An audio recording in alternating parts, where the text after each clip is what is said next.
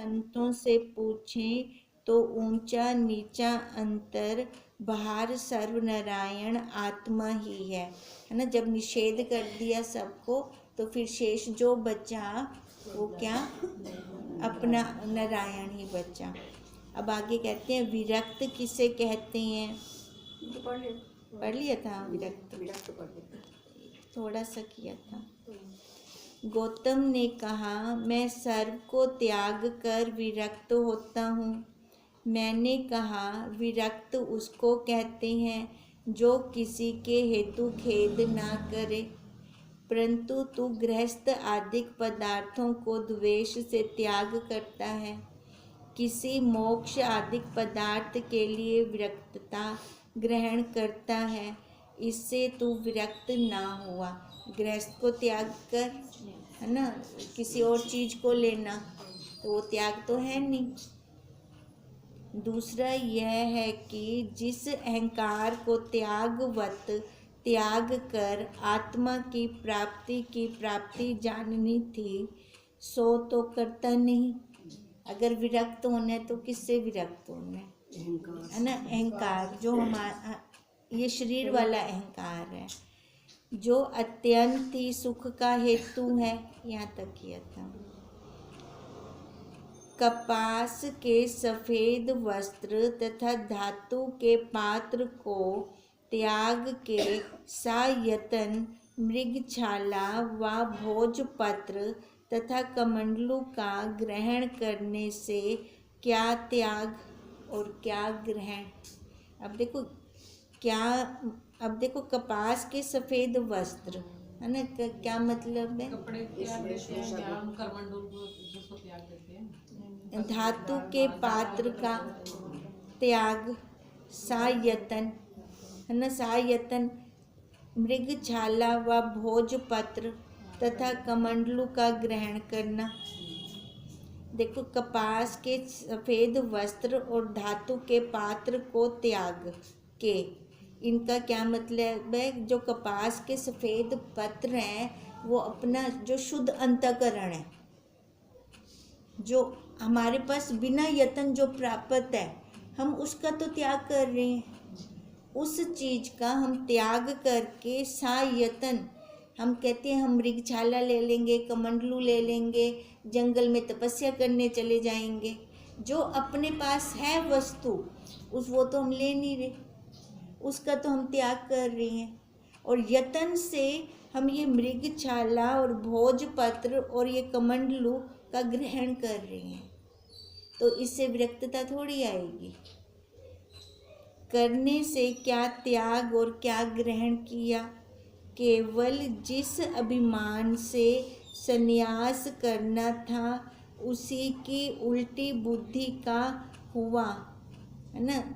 अब संन्यास हमें किससे लेना था, अहंकार से लेना था। हाँ, ये क्रिया से हो गया, ये क्रिया से हमने कर लिया सारा, है ना। अब इसमें हमने त्याग ना किया, एक चीज छोड़कर हमने दूसरी चीज को पकड़ लिया। अब वो कह रहे हैं अगर विरक्तता लेनी भी है तो जो बाहर का संसार का अहंकार है उससे लें, और जो हमें बिना यत्न प्राप्त है वस्तु उसको प्राप्त करें। अभिमान से संन्यास करना उसी की उल्टी बुद्धि का ही है। विरक्त यही है जो ग्रहण त्याग बुद्धि रहित अपने स्वरूप में स्थित हो। अब विरक्तता क्या है, ना हमें पकड़ने ना छोड़ने, जो हमारा स्वरूप है हम उसी के अंदर स्थित हो जाएं। जो एक वस्तु से द्वेष पूर्वक संन्यास करता है और अन्य वस्तु को राग पूर्वक ग्रहण करता है सो विरक्त नहीं, है ना। गृहस्थ को त्याग कर हम संन्यास में चले गए, तो अब जिस चीज़ का त्याग करना था वो अहंकार, वो मन, वो तो हमारे साथ ही है, वहाँ पे भी वो कहीं ना कहीं पंगा खड़ा कर देगा। वह निज स्वरूप से पृथक दृश्य में रति नहीं करता, तिसका नाम विरक्त है।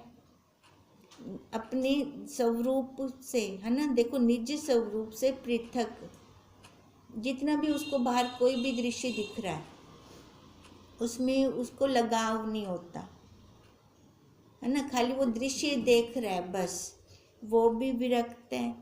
वह नाम रूप दृश्य के मिथ्य तत्व निश्चय पूर्वक जो निज स्वरूप में ही विशेष करके रति करता है, इसका नाम भी विरक्त है।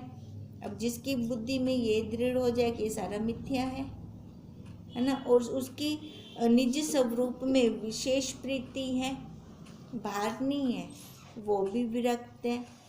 गौतम ने कहा भेष मेखली आदि विरक्त रखते हैं, तैसे ही मैं भी होता हूँ। मैंने कहा तेरी बुद्धि हंसने योग्य है, क्योंकि विरक्त को भेष मेखली से क्या प्रयोजन। अगर कोई विरक्त हो रहा है उसको मतलब किसी भेष से, है ना, ये कपड़े डालने हैं ये नहीं डालने, उसका कहीं बंधन नहीं होगा। जो अहंकार का त्यागी है सोई विरक्त है। इतने में अत्रि मुनि है ना, अत्रि मुनि आ गए। इतने में अत्रि ने आकर कहा कि प्राणायाम रूपी योग करके ही मुनि इंद्र योगींद्र मुक्त हुए हैं, है ना। अब वो प्राणायाम को महत्व दे रहे हैं। बिना योग मुक्ति नहीं मिलती। व्यास ने कहा योग स्वयं प्रकाश है। ये योग प्राणायाम वाला जो करना पड़ता है क्रिया से, है ना, वो वही कह रहे हैं। पर व्यास जी तो अपने एक ही अटल निश्चय पे खड़े हैं। अब वो क्या कह रहे हैं, योग स्वयं प्रकाश है। अब योग ये कौन सा स्वयं प्रकाश है, अपने स्वरूप वाला। व्यास जी ने कहा योग स्वयं प्रकाश है कि पर प्रकाश है। अत्रि ने कहा योग करने से होता है, इससे जाना जाता है कि पर प्रकाश है। व्यास जी स्वयं प्रकाश वाले योग को कह रही हैं, हाँ वो अंदर। अब अत्रि मुनि प्राणायाम बाहर वाले को कह रहे हैं। व्यास ने कहा पर प्रकाश योग से स्वयं प्रकाश नित्य मुक्त आत्मा की मुक्ति कैसे होगी, है ना। अगर जो पर प्रकाश है योग, हाँ, फिर अपनी मुक्ति कैसे हो सकती है, अपनी तो हो नहीं सकती ना वहाँ पर। उल्टा स्वयं प्रकाशक आत्मा से ही योग की सिद्धि होती है। जो आगे ही स्वरूप से मुक्त है सो किसी रीति से आपको भ्रम करके अमुक्त माने। देखो हम सारे मुक्त स्वरूप हैं, हम किसी बंधन के अंदर नहीं है, है ना। अब हम कह रहे हैं कि मैं ये योग करूँगा तो मैं मुक्त होऊंगा, ये तो उल्टा काम हो गया ना। सो किसी रीति से आपको भ्रम करके अमुक्त माने, किसी भ्रम की निवृत्ति से मुक्ति की मुक्ति होती है। अब मुक्ति की मुक्ति कैसे होगी, जो भ्रम है हमारे मन के अंदर। हम हैं मुक्त स्वरूप, हमें किसी ने बांध नहीं रखा, बस भ्रम से बंधे हुए हैं। अब इस भ्रम को निवृत्त कर दे। बाहर से कुछ नहीं है ना, कोई गठ क्या नहीं खोलनी, है ना, कोई रस्सी नहीं बांधी पड़ी जो हम उसको खोलेंगे। गठ है तो हमारे मन में है, हमारे भावों में है, इसको हमने खोलना है, तब मुक्ति की मुक्ति प्राप्त होगी हमें। अन्य किसी योग कर्म आदि अनेक क्रिया रूप साधनों से तिसकी मुक्ति नहीं होती। मैं कहूँ मैं ये कर्म कर लूँ, अब क्रिया जो भी की जाएगी कर्म से ही होगी ना, क्रिया करनी पड़ेगी ना, उसके लिए वो इंद्रियों से होगी। अब इंद्रियों से अगर वो क्रिया मिलती होती है ना, तो पक्षपात हो जाता फिर बहुत बड़ा। पर भगवान जी ने तो पक्षपात रखा नहीं है। तभी कहा अगर वो इंद्रियों से करके मुक्ति पाना चाहता है तो वो मुक्ति नहीं है, क्योंकि कर्म योग आदि भी भ्रम रूप है। अब कर्म जो भी करेगा इंद्रियों से कर्म हो जाएगा। अब जैसे उन्होंने कहा प्राणायाम करने से योग प्राप्त होगा, तो व्यास जी ने कट कर दिया भी वो तो करना पड़ेगा, करने से थोड़ी मिलता है। वहाँ पे तो किसी इंद्रिय की जरूरत ही नहीं है, वो तो बिना इंद्रियों का है। फिर मिलेगा भी वैसे ही, बिना इंद्रियों से ही मिलेगा। जैसे स्वप्न में राजा निद्रा दोष से आपको गरीब मानता है, सो तिसकी गरीबी निद्रा रूप दोष की निवृत्ति के बिना अनेक क्रिया रूप योग आदि साधनों से दूर नहीं होगी। जिन्हें मर्जी कर्म कर गिनो, हूँ राजा दी गरीबी नहीं बन सकती। गरीबी उसकी कैसे जाएगी? जागने से। खाली निद्रा को ही खत्म करना पड़ेगा। जैसे पर प्रकाश स्वप्न पुरुषों के योग आदि अनेक साधनों से स्वप्न दृष्टा स्वयं प्रकाश स्वरूप की मुक्ति नहीं होती। देखो, पर प्रकाश स्वप्न पुरुषों के योग आदि अनेक साधनों से, अब स्वप्न के नर वो मुक्त कैसे होंगे? खाली जागना पड़ेगा, वो जितनी मर्जी क्रिया कर लें मुक्त हो नहीं सकते। पर प्रकाश स्वप्न पुरुषों के योग आदि अनेक साधनों से स्वप्न दृष्टा जो स्वयं प्रकाश स्वरूप की मुक्ति नहीं होती, क्योंकि स्वप्न पुरुषों सहित सर्व योग आदि स्वप्न के पदार्थ स्वप्न दृष्टा में ही कल्पित हैं। अब ये जितना बाहर का माया जाल है, अब देखो माया बोल रहे हैं ना, तो पहले ही कल्पित हो गया। कल्पना है ये हमारी, माया है ना। माया है तो नहीं, स्थित तो नहीं है, एक जैसी तो नहीं है। अगर एक जैसी होती तो हम उसको माया ना कहते, है ना। तो इसलिए कहा ये सारा क्या है, ये जो हम बाहर देख रहे हैं सारी माया है। अच्छा, मन के अंदर भी जो हमने बसा रखा है वो भी माया है। उनका कोई वजूद है नहीं, उनका कोई अस्तित्व नहीं है, पर फिर भी कितना महत्व रखते हैं वो, है ना। कैसे निढाल करके बिस्तर पे घेर देते हैं। अगर टेंशन हो जाती है किसी भी बात की तो कुछ है नहीं, फिर भी इतनी भारी भरकम टेंशन है। तो भगवान जी हमें वहाँ से मुक्त कर रहे हैं। अरे तू मुक्त स्वरूप है, तू अपने आप को जान। ये सारी माया है, कोई किसी का नहीं है, ना तू किसी की है। ये सारी प्रारब्ध है और चलती रहेगी जब तक ये शरीर है। खाली इसको समझ जा बस। अगर हम इसको समझ जाते हैं ना, जैसे इंद्रजाली कितनी माया कर देता है, पर उसको पता होता है ये मेरे द्वारा की हुई है, वो दुखी नहीं होता। उसको देखने वाले भले दुखी हो जाएं उसकी माया को, पर वो दुखी नहीं होगा। क्यों? क्योंकि उसको पता है, उनकी बुद्धि में दृढ़ है।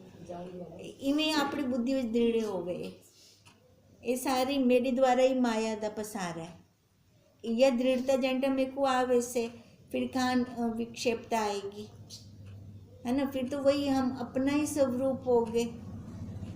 कल्पित पदार्थ अधिष्ठान की अनुकूलता तथा प्रतिकूलता कुछ कर नहीं सकता, है ना। जो कल्पित पदार्थ है वो क्या, जो अधिष्ठान है, आधार है, उसको क्या दुख देंगे, क्या सुख देंगे? वो तो कुछ नहीं कर सकते ना उसके लिए। किंतु विचार द्वारा ही भ्रम की निवृत्ति से मुक्त स्वरूप आत्मा पुनः आपको मुक्त स्वरूप मानता है। क्या करना है? खाली विचार करना है। विचार किसका? ये भरम जो हमने पाल रखा है, कितने भरम है वैसे देखा जाए तो, है ना। कितने हमने पाल रखे हैं भरम। खाली इन भरमों को निवृत्त हो जाए, इन भरमों से निवृत्त हो जाए हम। अब जैसे ही भरमों से निवृत्त होंगे तो वही हैं हम जो वास्तव में है मुक्त स्वरूप आत्मा।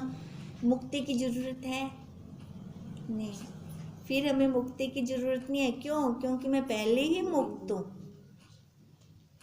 अत्रि ने कहा योग से शुद्धि होती है।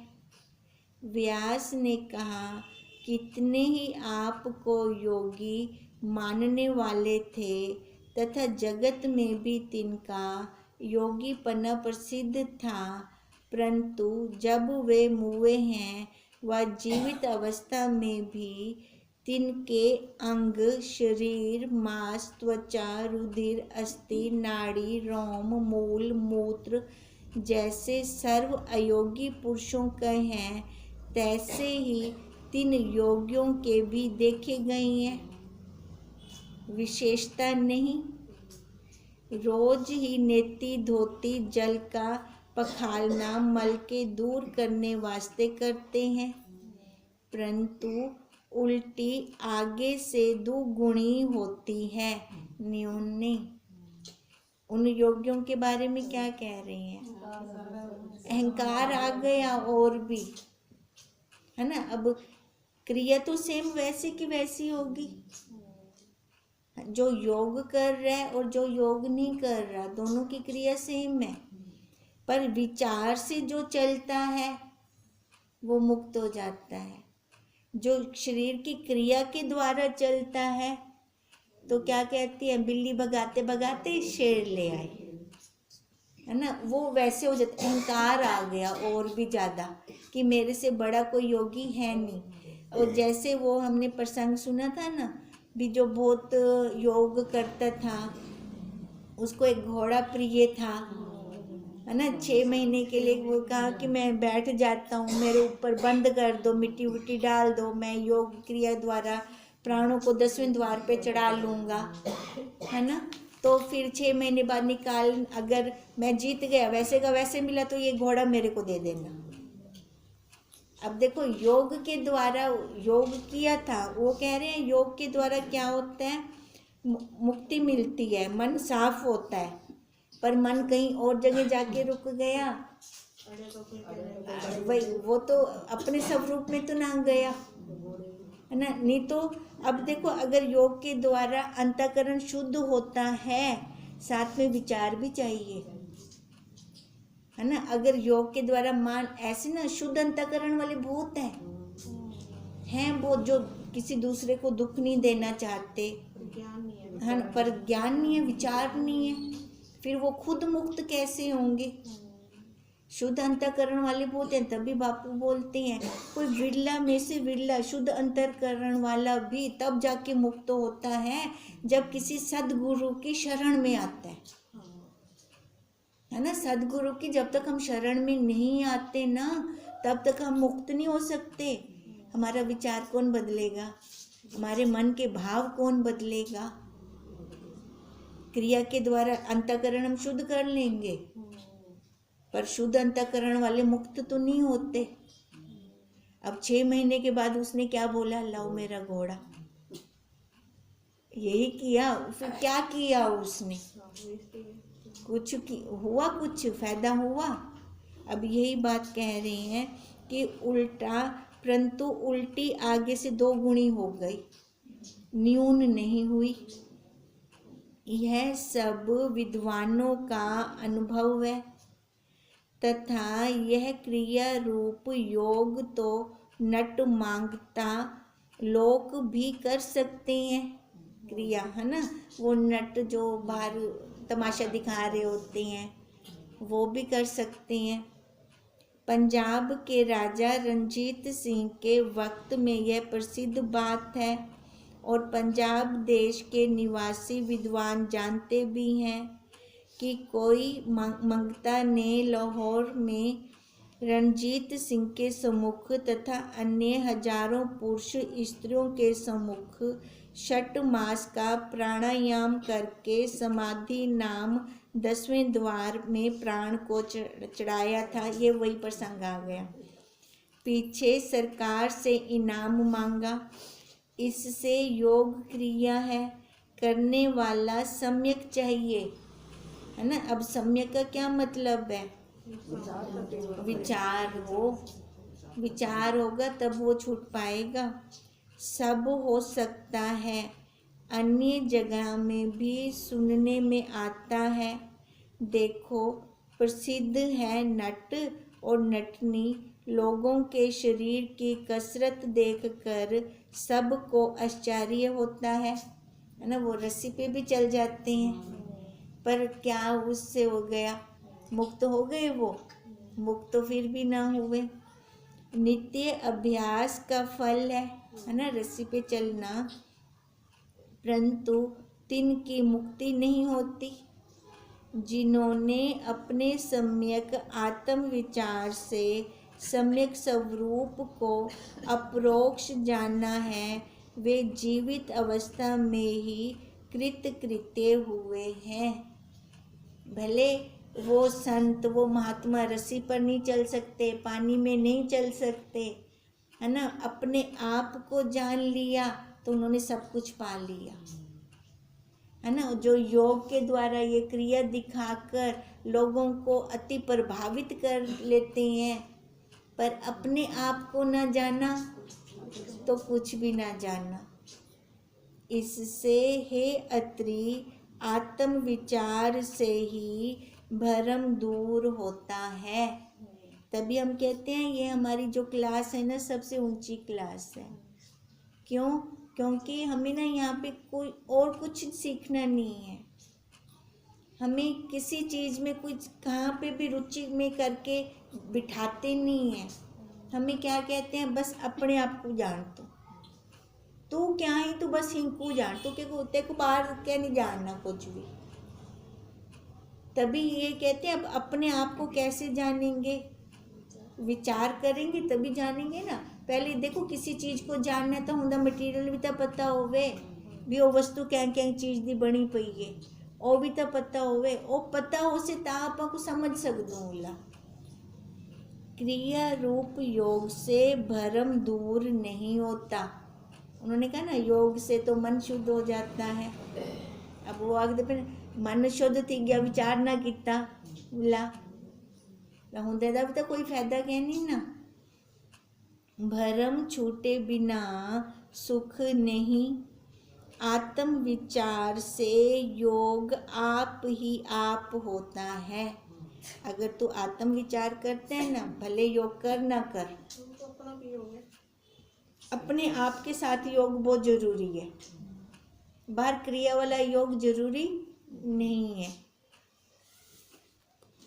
अत्रि ने कहा, योग के बिना अंतर्दृष्टि कैसे खुले?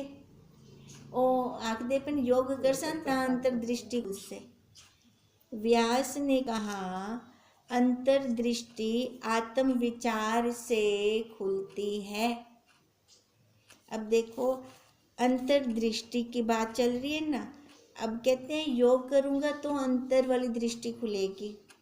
अब ये बताओ, जब हम सुबह कमरे की लाइट बंद है, पैर में चप्पल डालते हैं, उल्टी पैर बने चप्पल तो पता चल वेंदा है ना। ला योग तो स्वतः अपना है ना होंदे नाल, है ना। वो आखदे पन योग करसा ता आत्म दृष्टि खुल से। आत्म दृष्टि तो भाई पहले खुली पई है अपनी, आपा को पता क्या नहीं। हमें ना पता नहीं है, हम नहीं देते ध्यान, तब पैरों से ही पता चल जाता है कि उल्टी चप्पल आ गई है। अच्छा, किसी और की चप्पल भी पैर में आ जाए, है ना, अख्या नाल देखा नाल सबको हिको जी लगदी पई है चप्पल, डालने से पैर पहचान वेंदे। ये क्या है? आत्म अंदर की दृष्टि है ये। मेरे को पता लग गया। हाँ, मेरे को पहले ये होता था ना, पता लगा ना, पर हमें पता नहीं है ना भी अपने वो है, वो आत्म दृष्टि अपनी है। हमें पता ही नहीं था भी इसको आत्म दृष्टि कहते हैं। अब ये धीरे धीरे अपनी आत्म दृष्टि को जैसे गुरुदेव ने हमें बताया तो हमें समझ आने लगा, हमारी आंख खुलने लगी। फिर आत्म दृष्टि आत्म विचार से खुलती है, योग से नहीं। योग से उल्टा अंतर मलिन होता है। क्यों? अहंकार आ जाएगा। क्योंकि जब योग करता है तब दृष्टि सर्व अंगों पर करता है, क्रिया अंगों से की जाएगी। जिधर जिधर रुधिर मांस ऊपर दृष्टि आती है और कुछ नहीं आती। जहाँ देखेगा इंद्रियों से करेगा, अब इंद्रियों से करेगा तो यही उत्ते वाला स्थूल शरीरी दृष्टियों से शरीर अति मलिन है, शारीरिक दृष्टि भी मलिन है। अब शरीर दिखता प्यारा है उसे हमेशा तो मलिनता ही हो से है ना शरीर। अब जैसे एक्टर्स हैं, हीरो हीरोइंस हैं, है ना, मेरे को स्लिम होना है, मेरे को स्लिम होना है, वो योग प्राणायाम बहुत कुछ करते हैं, पर वो किसके लिए कर रही हैं? शरीर के लिए, है ना। आत्म विचार तो नहीं कर रहे साथ में। अगर योग के साथ वो आत्म विचार कर लें तो फिर उनको लाभ होगा, हाँ, फिर ज़्यादा लाभ होगा। ऐसे खाली शरीर के लिए कर रहे हैं, वो शरीर के बेनिफिट के लिए कर रहे हैं। शरीर तो यहीं जल जाना है, यहीं राख हो जाना है, ये साथ थोड़ी जाएगा। जिसको सम्यक आत्म विचार हुआ है तिसको दिव्य दृष्टि कहते हैं, क्योंकि जो पिंडे सो ब्रह्मांडे। अब देखो, जिसको आत्म विचार है, आत्म विचार जो करता है उसको दिव्य दृष्टि मिलेगी। फिर वो योग भी करता है ना, तो उससे क्या होगा? योग से उसकी नाड़ियों का शुद्धिकरण होगा। नाड़ियाँ जैसे शुद्ध होंगी और साथ में उसका विचार चल रहा है, वो सीधा अपने आप में आएगा, उसको बाहर रस नहीं आएगा। अब प्राणायाम हमें भी बापू कहते हैं करने को, कहते हैं। क्यों कहते हैं? जब आसन पर बैठो पहले थोड़ा प्राणायाम करके बैठो। वो हम प्राणायाम करके बैठते हैं तो क्या होता है? मन स्थिर होता है, सूक्ष्म नाड़ी चलती है हमारी। जब सूक्ष्म नाड़ी चलती है तब समझ जाना कि हमारी वृत्ति इधर उधर नहीं जाती। और उसका हमें पता कैसे चलता है? जब सूक्ष्म नाड़ी चल रही होती है हमारी, दोनों द्वार खुले होते हैं, नहीं तो हमारा एक बंद रहता है, एक खुला रहता है। जब दोनों द्वार खुले हों, है ना, उस टाइम में हम अगर अपने लिए संकल्प करते हैं, अपने लिए करते हैं, फलीभूत होता है, संसार वाला भी फलीभूत होता है ये। पर हम क्या करते हैं? हम संसार वाले के लिए तो नहीं करते, हम किसके लिए करेंगे? अपने लिए करेंगे। अब देखो, वो भी हमें कहते हैं बापू भी प्राणायाम करने के लिए, पर साथ में विचार भी करवाते हैं हमें, उससे हमें डबल बेनिफिट होता है। हाँ जी, वो साधन हो गया वो, है ना। वहाँ पर हम रुकते नहीं हैं, पर जो और है वो खाली वहाँ तक रुक जाते हैं जो शरीर पर बैठे हैं। जिसको, अब क्या कह रहे हैं? जिसको सम्यक आत्म विचार हुआ है तिसको दिव्य दृष्टि कहते हैं, क्योंकि जो पिंडे सो ब्रह्मांडे, है ना। अब हमें बाहर के सूक्ष्म जगत का पता कैसे चलेगा? पहले हम खुद को सूक्ष्म में जानना पड़ेगा। अगर वो मेरे अंदर ही तो है, जो मेरे अंदर है वही बाहर है, सारा का सारा वही सेम ही चलता है। जो खोजे सो पावे, जैसे एक घट का सम्यक विचार करने से घट का मृत्तिका रूप अपरोक्ष बोध पुरुष को होता है।